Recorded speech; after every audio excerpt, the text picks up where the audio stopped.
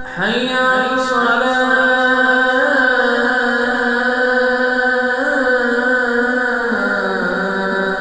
حي على الفلاح.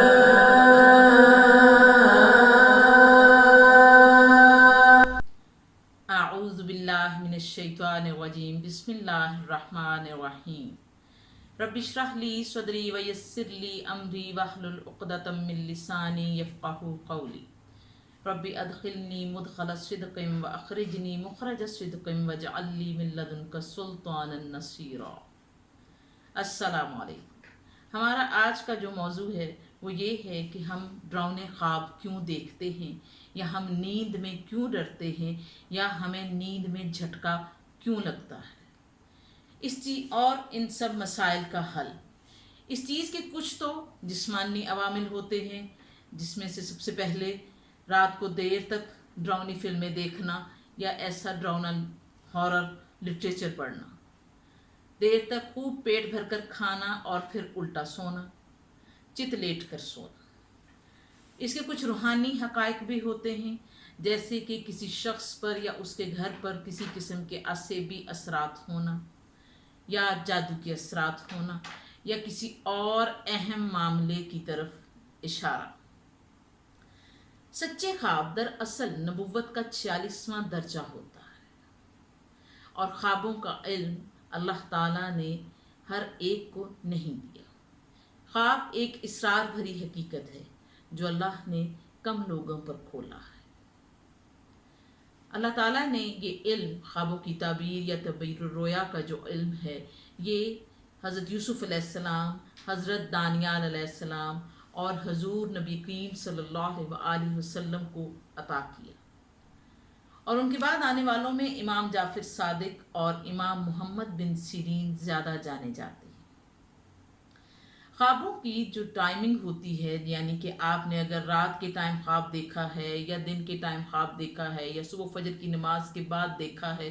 وہ بھی ایک خاص اہمیت رکھتی ہے۔ خواب آپ جتنا اجالے کے پاس دیکھیں گے یا دوپہر کا جو خواب ہے وہ بہت جلد پورے ہوتے ہیں۔ اور اسی طرح خواب دیکھنے میں مہینے کا بھی ہوتا ہے، جیسے کہ اب یہ جو مہینے شروع ہو رہے ہیں ان کو اشہر حرام یعنی حرمت والے مہینے کہا جاتا ہے، ذی-القعدہ، ذی الحج اور محرم۔ ان کے خوابوں کی ٹائمنگ اور وہ سارا جو ہے وہ اور طرح کا ہوگا۔ اسی طرح خواب میں مختلف اشارے بھی ہوتے ہیں، جیسے کہ کسی کی یا اپنی ہی موت کا اشارہ ہونا، کسی کی شادی کے بارے میں کوئی خبر ہونا، اولاد کا ہونا، یا اس طرح بہت سارے معاملات ہیں جس کے ذریعے خوابوں میں بھی ایک خاص اشارہ دیا جاتا ہے۔ اسی طرح جب آپ رات کو خواب میں سم ٹائمز ہم لوگ بہت زیادہ ڈر جاتے ہیں، جیسے کسی کو لگتا ہے کہ اس پر دباؤ ڈالا جا رہا ہے، یا کسی کو یہ لگ رہا ہے کہ اس کو کسی نے ہلا دیا یا اس کا انگوٹھا کھینچ دیا، تو اس میں بھی یہی چیزیں آتی ہیں کہ یا تو اس کی خوراک میں تھوڑا سا مسئلہ ہوتا ہے یا اس کے ساتھ کوئی روحانی مسئلہ ہوتا ہے۔ خوابوں میں ڈرنے کو عربی میں فزع فی نوم کہا جاتا ہے، اور اس سے بچنے کے لیے جو آسان حل ہے جو آج میں آپ سے شیئر کر رہی ہوں وہ یہ ہے کہ جب بھی آپ سونے کے لیے لیٹیں، چاہے دن میں لیٹیں چاہے رات میں لیٹیں، تو 41 بار بسم اللہ الرحمن الرحیم پڑھ کر سو جائیں، اور اپنے بستر کو لازماً جھاڑیں، چاہے آپ رات کو واش روم سے ہو کے آ رہے ہیں اور آ کے آپ دوبارہ سونے لگے ہیں، یا آپ جیسے کہ رات کو 10 بجے یا 11 بجے پہلی دفعہ ہی جیسے کہ انسان سونے لگتا ہے، تو اس میں بھی 3 بار بستر کو جھاڑ کر سونا ہے، اور اسی طرح 41 بار بسم اللہ الرحمن الرحیم پڑھنا ہے۔ روایات میں ہے